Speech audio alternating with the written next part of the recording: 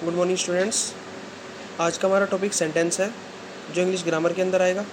और आज हम पढ़ेंगे इसमें कि सेंटेंसेस होते क्या हैं, कितने प्रकार के होते हैं, सेंटेंसेस के पार्ट्स कितने होते हैं मेनली, ये सब हम पढ़ने वाले हैं आज इस पूरे टॉपिक में। तो शुरू करते हैं। जैसे कि पहला है what is a sentence. Sentence होता क्या है।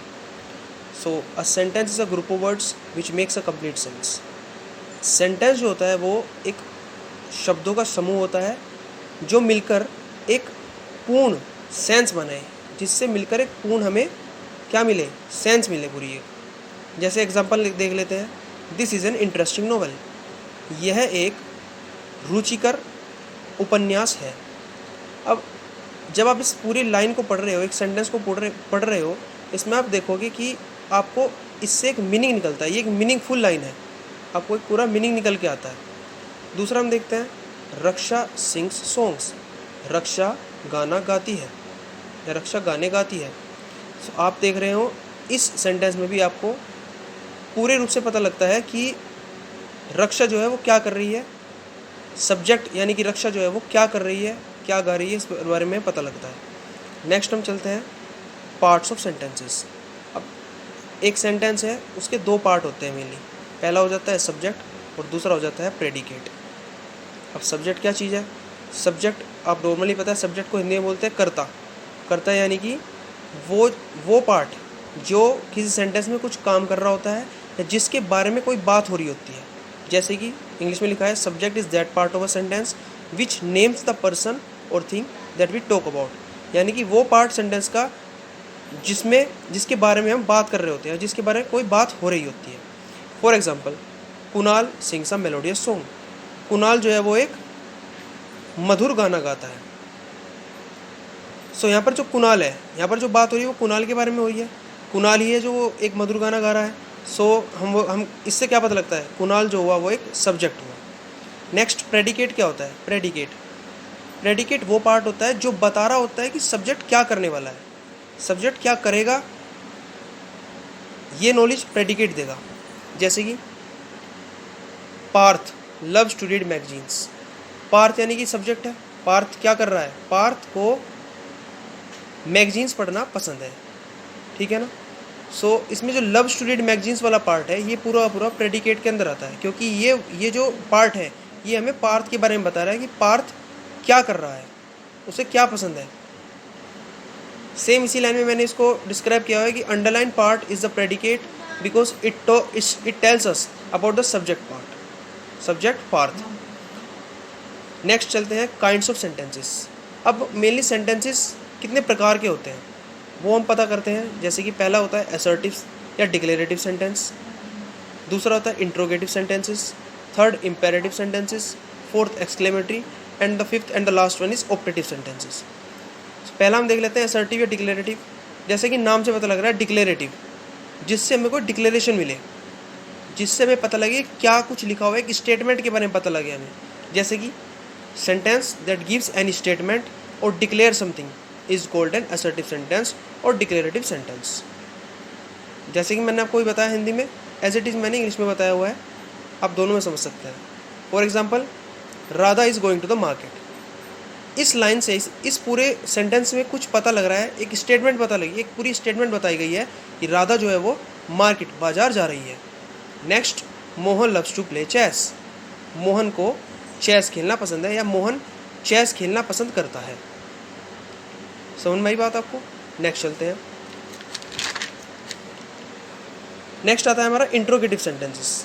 अब नॉर्मल सी बात है, जहाँ भी इंट्रोगेटिव वर्ड आएगा वहाँ पर क्या होना है, वहाँ पर क्वेश्चंस के बारे में बात हो रही होती है। हमें नॉर्मली सभी को पता है कि इंट्रोगेटिव जब आएगा तो क्वेश्चंस के बारे में बात हो रही होती है। जैसे कि सेंटेंसेस दैट आस्क क्वेश्चंस, जहाँ पर क्वेश्चंस पूछे जाते हैं, वे sentences is called an interrogative sentence. वही उसी प्रकार के सेंटेंस को हम इंट्रोगेटिव सेंटेंस कहते हैं। जैसे कि वी यूज़ क्वेश्चन मार्क। और एक बहुत इंपॉर्टेंट चीज़ मैं आपको बता देता हूँ कि इस प्रकार के सेंटेंसेस के लास्ट में, एंड में हम क्या लगा रहे होते हैं, क्वेश्चन मार्क लगाना होता है हमको, क्योंकि यही हमें बताता है कि वो सेंटेंस जो है वो उसमें हम क्वेश्चन पूछ रहे हैं या वो नॉर्मली एक डिक्लेरेशन है या सेंटेंस है। नॉर्मली वो हमें इस क्वेश्चन मार्क से ही पता लगता है। सो इंट्रोगेटिव सेंटेंस जो है वो भी दो प्रकार के होते हैं, दो प्रकार से बनते हैं, दो टाइप से बनते हैं। कैसे बनते हैं, using helping verb in the very first of the sentence followed by subject. यानी कि आप शुरुआत में हेल्पिंग वर्ब यूज़ कर रहे हो। जैसे हेल्पिंग वर्ब क्या हो गया, do, does, is, are, am, was, were, has, have, had, ये सभी के सभी हेल्पिंग वर्ब जो है अब आप शुरुआत में यूज़ कर रहे हो किसी सेंटेंस के, तो वो इंट्रोगेटिव सेंटेंस फर्स्ट हो जाएगा। नेक्स्ट आता है इंट्रोगेटिव सेंटेंस सेकंड। इसमें आप WH वर्ड को पहले यूज़ कर रहे होते हैं। जैसे who is this boy, where do you live. इसमें आप देख रहे हो कि हु, वेयर, ये दोनों जो वर्ड्स हैं ये शुरुआत में आ रहे हो, WH वर्ड्स हैं, तो ये इंट्रोगेटिव सेंटेंसेस सेकंड वाले हो गए। For example, do you love to read new books, क्या आपको नई किताबें पढ़ना पसंद है, तो इसमें डू आप देख रहे हो हेल्पिंग वर्ब है, ये शुरुआत में आ रही है। Next, where is that blue pen which you bought yesterday, वह नीला पेन कहाँ है जो तुमने कल खरीदा था। इसमें वेयर WH वर्ड पहले आ रहा है, तो इंट्रोगेटिव सेकंड वाले हो गए ये। आगे चलते हैं इम्पेरेटिव सेंटेंसेस। इम्पेरेटिव सेंटेंसेस वो सेंटेंसेस होती हैं जिसमें हम किसी दूसरे व्यक्ति से रिक्वेस्ट कर रहे होते हैं, उसको ऑर्डर दे रहे होते हैं, या एडवाइस दे रहे होते हैं, उसको सजेशन दे रहे होते हैं, इंस्ट्रक्शन दे रहे होते हैं। ये सभी के सभी इम्पेरेटिव सेंटेंसेस के अंदर आते हैं। फॉर एग्जांपल देख लेते हैं हम, जैसे do not plug the flower. अब इस लाइन में इस सेंटेंस में हम क्या कर रहे हैं, हम किसी को इंस्ट्रक्शन दे रहे हैं, किसी को हम बता रहे हैं कि प्लीज आप फूल को ना तोड़ें, फूल मत तोड़ो, तो हमने इंस्ट्रक्शन दे दी इसमें। नेक्स्ट, हम रिक्वेस्टिंग मैनर में किसी को बात कर रहे हैं, जैसे कि please give me 1 glass of water, तो हमने रिक्वेस्ट करी किसी से कि कृपया करके आप मुझे 1 गिलास पानी दें। अगर हम किसी को ऑर्डर दे रहे होते हैं तो उस प्रकार के सेंटेंस होंगे गो देयर, वहाँ जाओ, या सिट डाउन, नीचे बैठ जाओ, तो हमने ऑर्डर दे दिया उसको। नेक्स्ट चलते हैं, let us go to the park. इसमें हम एडवाइस कर रहे हैं, आपस में सलाह दे रहे हैं, या एक दूसरे को सजेशन दे रहे हैं कि हमें पार्क चलना चाहिए। नेक्स्ट हमारा टॉपिक है एक्सक्लेमेटरी सेंटेंस का। सो एक्सक्लेमेटरी सेंटेंस में है जो अचानक से होने वाली फीलिंग्स के बारे में बताए, अचानक से होने वाली, जैसे हमने कोई एक अद्भुत चीज़ें देखी या कोई हमने इंटरेस्टिंग चीज़ देखी और हमने उसको देखकर रिएक्शन दिया, तो वो रिएक्शन जो आएगा वो एक्सक्लेमेटरी सेंटेंसेस के अंदर आएगा। जैसे कि sentences that expresses some sudden feeling, अचानक से होने वाली फीलिंग के बारे में जो एक्सप्रेस करते हैं, जो बताते हैं, is called an exclamatory sentences, वे एक्सक्लेमेटरी सेंटेंस कहलाते हैं। We use exclamation mark in these types of sentences. जैसे कि हमने इंट्रोगेटिव सेंटेंस में पढ़ा था कि इनके आखिरी में हम क्या लगा रहे होते हैं, क्वेश्चन मार्क लगा रहे होते हैं। सेम इसी प्रकार के जब हम एक्सक्लेमेटरी सेंटेंस पढ़ रहे हैं, उनके लास्ट में हम एक्सक्लेमेशन मार्क, ये वाला मार्क लगाते हैं।